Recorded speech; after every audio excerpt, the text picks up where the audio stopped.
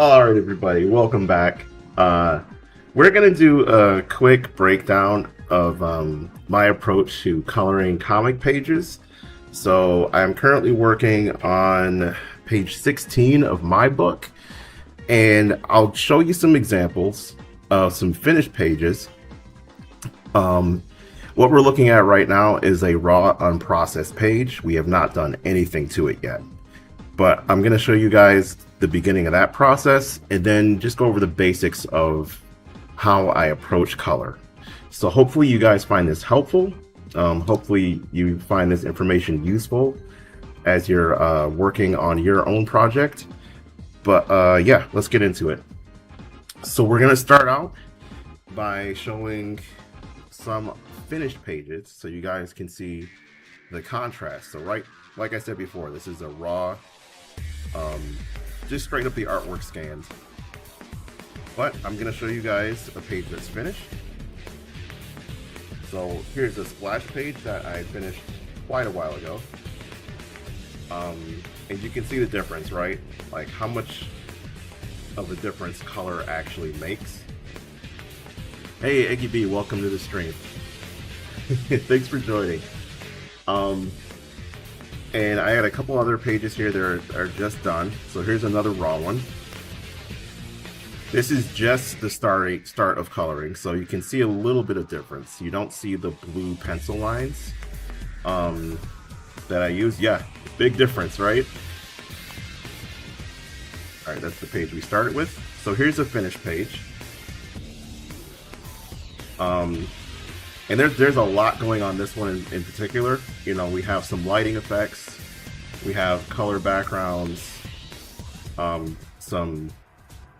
there's a lot going on. But I guess the point I'm trying to make is that color really can make a huge difference in your book. And so I thought I would just do a quick, you know, sort of a tutorial, just a demonstration of why it's worth the work. Why is it worth the effort to do this? And you're starting to see it now. Like your storytelling will have that much more impact if you apply color to your comic. Hey, Sketching the Beast, what's up? How you doing? So here's another page that was recently finished. And we even got to use a little bit of special effect here. This is a space anomaly, so we were able to do some distortion effects. We actually copied and pasted like the original image on top of itself to give it like a really an unusual look. But let's go back to our raw page. So this page is just a straight up scan. And you can still see my pencil lines, the blue lines there. And so I'll just explain really quick. The reason why I use blue pencil is for the reason of being able to remove. I am making my way through this book. Yes, we're slowly making progress. So, you know, I can't think about like how much is left. I just got to keep moving. But it's going good. So the blue pencil, because it is blue, we can actually remove it completely. And so instead of taking my page, like the original page, and roughing it up with an eraser, I can do blue pencil and just leave it. So how do we get rid of it? Well, we're using Clip Studio. And you guys are going to be able to see this as I do it. So using Clip Studio, you can go to Edit and then tap on Color Balance. So Color Balance basically decides like how much of a color is on your page. And there's sliders for red, green, and blue. We're going to push the red up to maximum. You can already see a difference. And then we'll do that with the green too. So that was for halftones. You can click another button that will basically highlight. It'll switch you to highlights. So we're going to do it again. We're going to push the red up, and we're going to push the green up. I know it looks gross. but just hang in there. Now we go to shadows and we do the same thing. We push the red slider all the way up, and we push the green slider all the way up. And then we hit OK. So right now, this page looks terrible. It looks awful, but we're gonna do our next step. We're gonna go back to edit, and then we're gonna hit tonal correction again, but this time we're gonna go to saturation. And we're gonna slide the saturation all the way down. So saturation decides how much color is on your page. And hang on, it's starting to look a little better now, right? We're gonna hit OK. So saturation is negative 100, but it's still not quite ready because there's still some variation. So the blue pencil is invisible, but now you can kind of see the ink. Oh, we're at 1K likes already. That's awesome. Thank you so much. You can still see the ink. So what we're gonna do is one last thing. We're gonna go to edit again. And this is all in Clip Studio Paint. So if you have this program, you can follow along. If you need to pause the video and try it out for yourself, you can. And we're gonna hit brightness and contrast. And I'll zoom in a little bit so you guys can see. We'll zoom in on this spot here. So we're gonna bring the contrast up. And basically we do it until everything looks pretty solid black. Now we have a completely clean comic page. Like, there is no trace of the blue pencil. There's no variation from the ink. It is solid black. So sometimes what I'll do, depending on the page, we're gonna try it here and see how it looks. You can go over to your layer tab, and there's a little, it's like a 3-line menu. It's a pop-up menu. And we're gonna say duplicate layer. And then we'll set the duplicate layer to multiply. And I don't know if you guys will be able to see it. We're gonna see if you can notice a difference. All right, we're gonna turn the layer off and on. I'm gonna zoom in. So we've got two of the same image, but one of them is set to multiply. So that's it off, and that's it on. It's very, very subtle, but it does make a difference. And now what we'll do is we'll just we'll hit that menu again and say merge with layer below. So now our black is absolutely like solid black all the way through. So that's our first step. That's the first step of cleaning up your page. This works with any colored pencil. So we use blue, but if you needed to adjust for red or green or whatever color you want to use, you can do that. You just have to use your sliders a little bit differently. So now one of the things I'm going to do to make life a little bit easier, you notice the top of the page is just open here. And I've drawn my artwork way past where I need to for printing purposes. But what we're going to do just to make things a little bit easier for me is we're going to grab this black, and then we're going to use a selection area and just close this in. Oop, and we missed. Let's try again. You want to get it at the right height. And we'll just say fill. So you can do this physically if you want, like on the original page. But doing it here, it just kind of like makes it a little bit faster. And the reason we're doing it too is we're going to be using the quick fill tool. And now none of our fill, when we drop a color into an area, it's not going to fill the entire page. It has a border. So we're going to do the same down here. It looks like I left a little bit of a gap in the original drawing. And we'll just say fill, and we'll Actually, that looks good over there. We're gonna leave it. Okay. So now we're at the point where we can start doing some color. And the border is a light. Yes, closing it in is super important. So what we're gonna do is we're gonna make a new layer. So if you go to your drop-down menu on the right-hand side, over your artwork, you can say new raster layer. And we always set our layer to multiply for colors, so that when you're coloring, it doesn't cover the black lines. And actually, I'll do a demonstration of that too. Let's put it back on normal, and we'll just grab anything. We'll grab this red, and we'll do a block here. So you see how it just covers it, right? We don't want that. So when you're doing color, you want to be able to see your line art.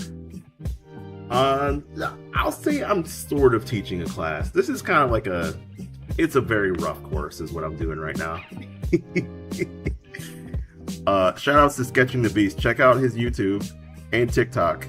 He's doing awesome stuff. He's a really awesome artist. All right, so right now it's set to normal. We're gonna hit multiply on this layer, and you'll see what happens. So you can see the red is still there, but now your line art is visible.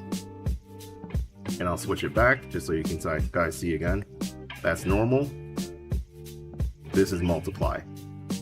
So this setting is really, really important for being able to color your work and not have to worry about doing color inside the lines. You can overlap a little bit. You can do whatever you want if you're set to multiply. All right, so we're going to use another important tool, and that is our selection area. So basically, it is exactly what it sounds like. So you can tap an area, and the program automatically will grab that area and say, this is what you're working on.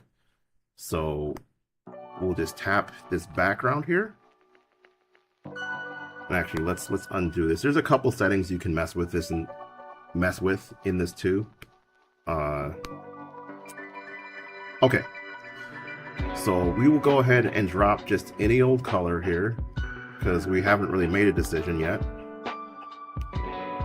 about what's going here, but as we're demonstrating, you can see how quick that is.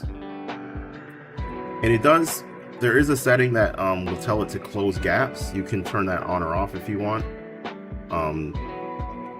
I have a tendency to leave a lot of spaces in my artwork, so it's usually on, like to some degree.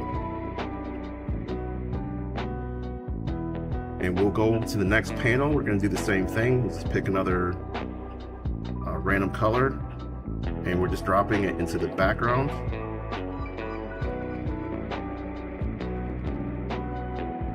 Now here we don't have to pick something random because this is an actual environment shot. And so for this asteroid, I'm going to go back to a page I've already colored and just use the dropper tool to grab the same color. So we'll grab that, take it to our new page, use the selection tool, and just fill it. And this is, as I was saying before, this is a very rough demonstration. Like, we're not doing any fine work here. We're just kind of just dropping it in. All right, so we have another page here. And again, this is an action shot, no specific background or anything, so we can just drop whatever and then change it later if we want.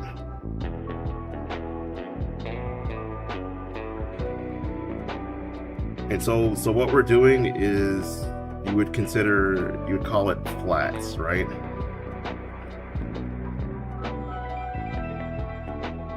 And I'm renaming this layer background color.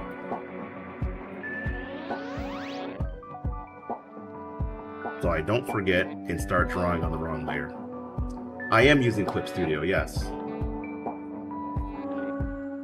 Yeah, Clip Studio is a great program if you want to work on any kind of illustration art. It has every tool that you need, basically. Whoops. Gotta switch back to this. So now we'll just use the brush tool. We'll fill in the areas that we need. Got the selection tool missed.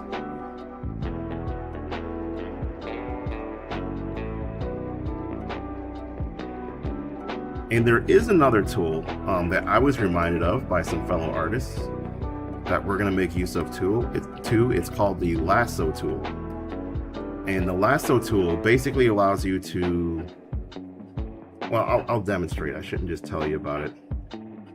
So with the lasso tool, you can draw a shape and then like whatever shape you want and then fill it with that color.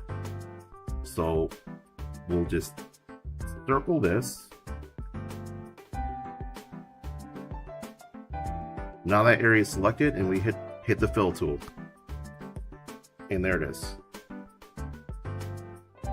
And we can do it here too. Just do a quick circle and say fill.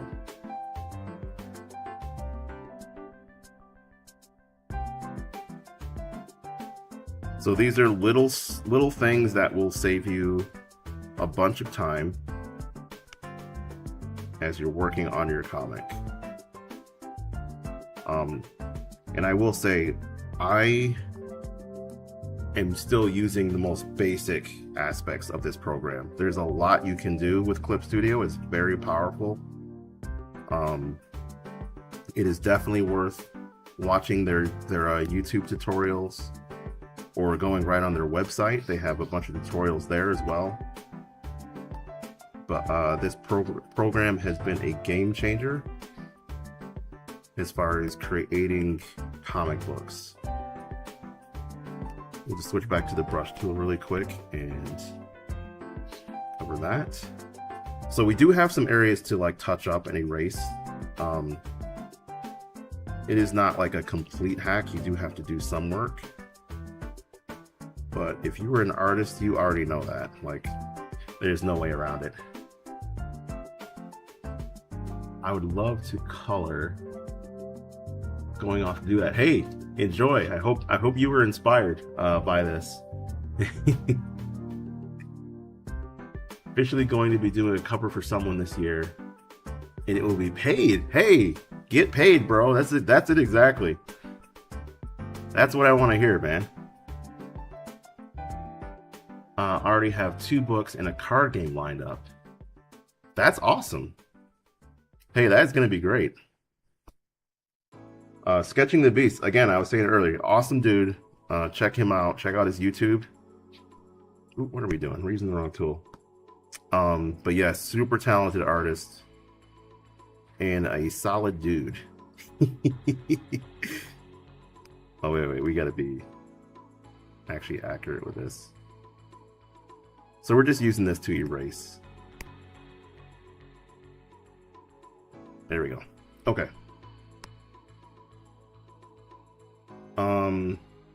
Yeah, this book I'm working on here is actually a sequel. So I've already released volume 1. I've got a copy right here. It is worth checking out. Where's the camera? Worth checking out. D.S.R. Deep Space Rescue volume 1. The reviews have been really awesome. And it is available right now on my Etsy, and also you can grab copies off of eBay. You can get a digital copy on Amazon. So that's my shameless plug. This is big. It's actually 64 pages. It's a graphic novel, not just a comic. But that'll end our commercial break. And now what we're gonna do is we're gonna work on these characters and shading. So if you want to do some shading, we're gonna create another layer. We're gonna make it multiply, as we always do. And you can select the standard color set in Clip Studio. It's not like awesome, but they do have a bunch of tones of gray. And I always start my coloring with gray tones. And I will demonstrate. We're gonna work on this panel specifically. I should clip it. You're right. So we're gonna work on this panel specifically. And what we're actually going to do is use our lasso tool again. And we're just gonna fill this foreground robot with the gray. So we've done that, and this isn't something I do on every page, but on some pages I know that I want the figure or the character to be mostly shaded in. So that's why we've done that. So we're gonna work in reverse. We've already filled it. Now we're gonna erase the parts that are light. And so we'll actually use our eraser tool. I like to use the hard eraser for this. And we'll just set it to a size that makes sense. And we're gonna erase some of the gray that we put in place. And since we're demonstrating, I should be smart. We're gonna use the selection pen, because the selection pen stops at the line art. It doesn't go all over. And we can just hit clear. All right, so for the rest of it, we'll use the eraser. Basically acts like a brush. And we're just gonna take some of this gray away. So we're kind of shading in reverse here is what we're doing. We filled it and now we're taking some of it away. And just kind of following the shape of the artwork. You can improvise a little bit too if you want. That's the great thing about digital art, is that you can always hit undo and just try it again.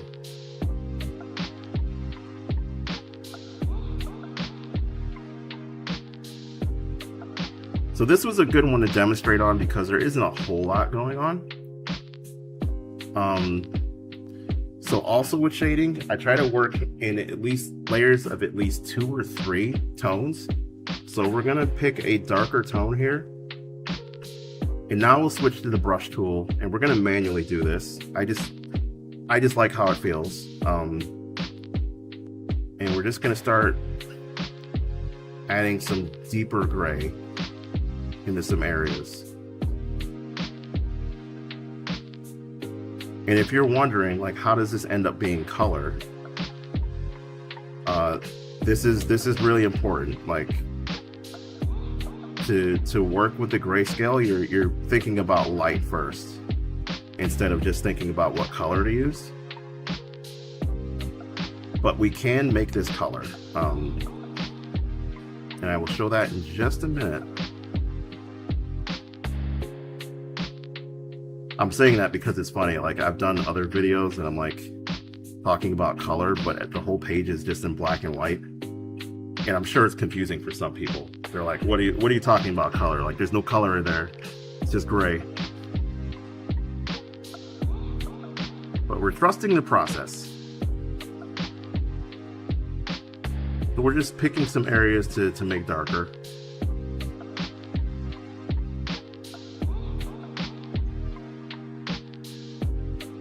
We even give a dark edge on the outside. It's actually a nice lighting effect. You guys will see the difference once this is done. All right, so we have our gray tones. Now we can, well, first we have to go back and get the actual color this is supposed to be. As the worst place to get it from. Hang on.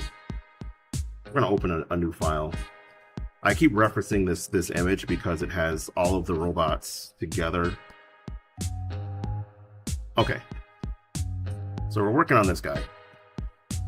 For consistency, I always use the dropper tool. I will grab his primary red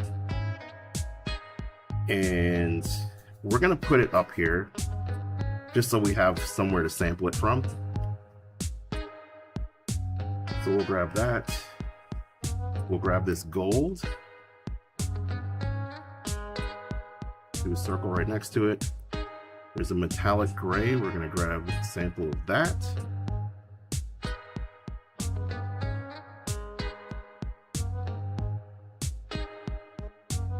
Keeping the color consistent is something I'm really paranoid about. It's important. You know, they do that in Marvel and DC. They have color guides that they work off of. So you definitely want to make sure that you're, you know, kind of following suit with that. All right, so now we are going to create a new layer. You see how they start adding up, right? So we're up to 4 layers.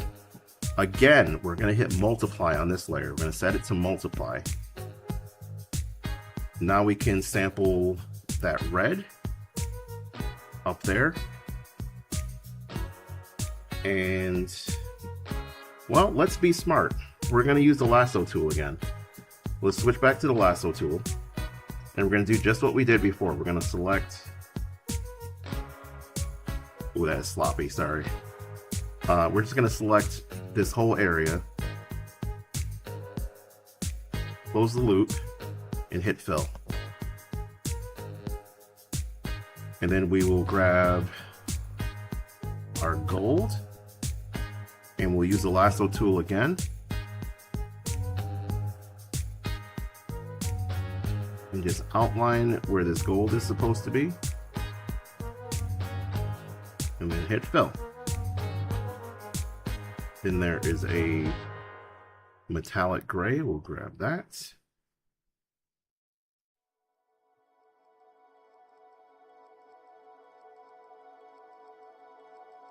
And we'll do the same. So very quickly, we have filled this.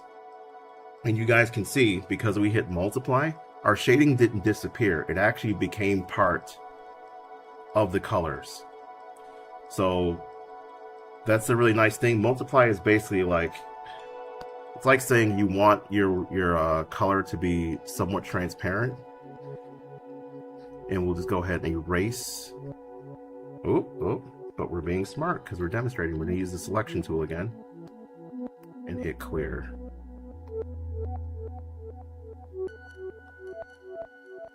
Just clean that up. And there you have it. So you've seen on the previous page, there is a glowing effect like that. So how we do that, believe it or not, hang on. Believe it or not, we are going to make another layer. But this time, instead of setting it to multiply, we're going to turn it on to add glow. So add glow does exactly what it sounds like. It makes things look like they're glowing. We'll grab our blue light that we sampled earlier. And we're going to use the brush here.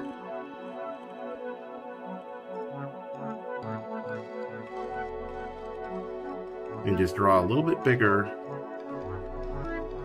than the shape itself.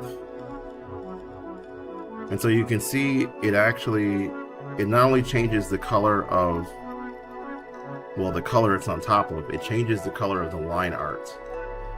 So, popping in to disrupt the stream. Alright, hey, no problem. And so this is really great for getting that lighting effect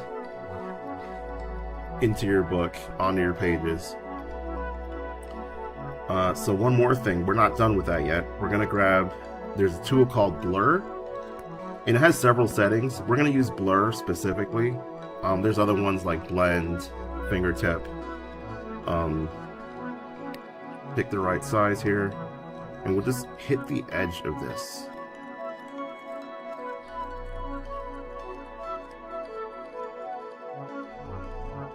And so now it looks like a light source.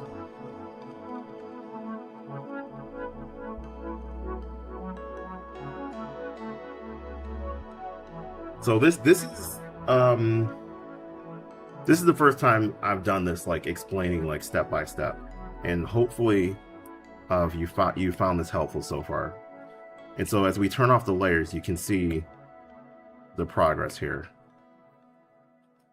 We went from blank page with no color so far. We got some backgrounds. We have shading. We'll zoom in here. We have color. And we have a little bit of special effect. So you can repeat this process for your entire page. Normally what I would do is shade everything first before I started adding any color, but since we were demonstrating, I just wanted you guys to see. And of course we can do some cleanup too. We can erase if we need for areas that overlap.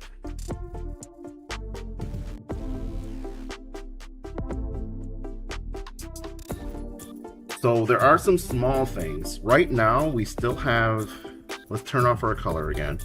Right now we still have a gray tone for our shading. I almost never leave it like this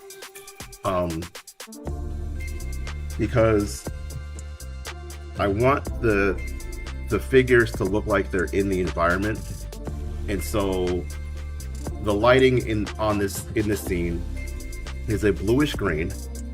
So we can select our shading layer, go to edit, and we're going to use the tonal correction again and go to color balance. And I'll take the color balance and I'll push it towards the colors that I want the scene to be. So it's a bluish gray. So now our previously completely gray tone is a nice bluish gray instead of this flat gray. And you can see I can like slide this around. We can push it in a bunch of different directions. Say you're doing a scene where there's a lot of like red light or even purple light. This is all the gray. We're just adjusting it with the color balance.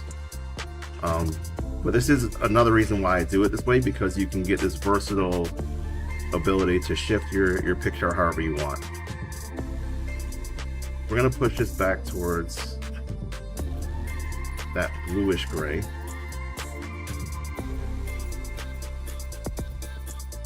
Maybe a little bit too much. Okay, we'll leave it there, and then we turn the color back on.